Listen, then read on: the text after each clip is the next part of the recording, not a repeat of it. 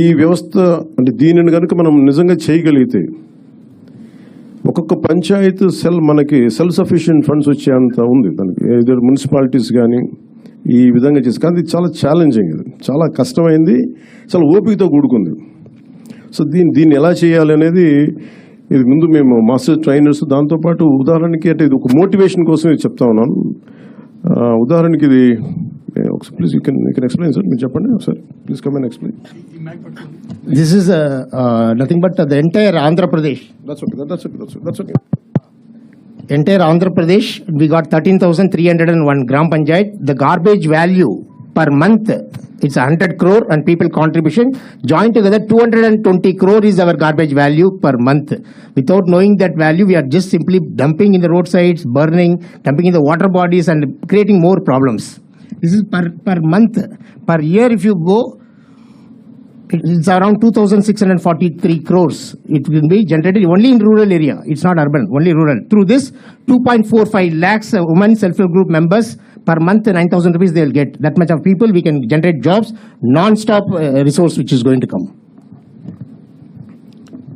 ఒక్క రూరల్లోనే అంటే దీంట్లో ఎందుకు ఇది చాలా విలువైంది చెత్త ఏమంటే మన పైన మనం పడేసి చెత్త ఎంత విలువైంది అని చెప్పడానికి దాదాపు 2,643 కోట్ల వర్త్ ఇన్కమ్ జనరేట్ చేయగలిగేది.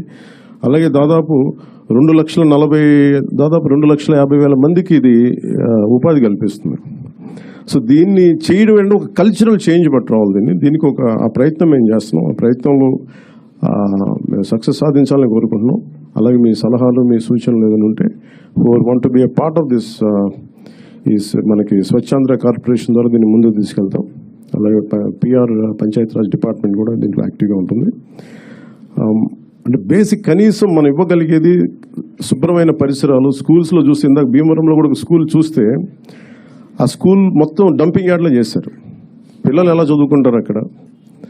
అలాంటి పరిస్థితులు, అందుకే స్కూల్స్ పిల్లలు కూడా రావడం మానేశారు. సో అలాంటి చోట తిరిగి టు రీక్లెయిమ్ ఇంటర్నెట్ పర్పస్ కోసం కట్టిన బిల్డింగ్ని ఎలా రీక్లెయిమ్ చేయాలి, వీటన్నిటి మీద ఒక ప్రయత్నం జరుగుతుంది. సో దాంట్లో భాగంగానే ఈ మీడియా ఇంటరాక్షన్.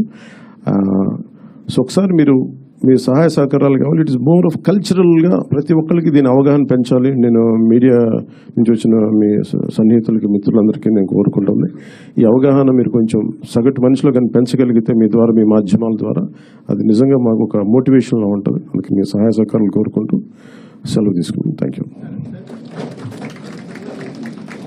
సార్. చెప్పండి.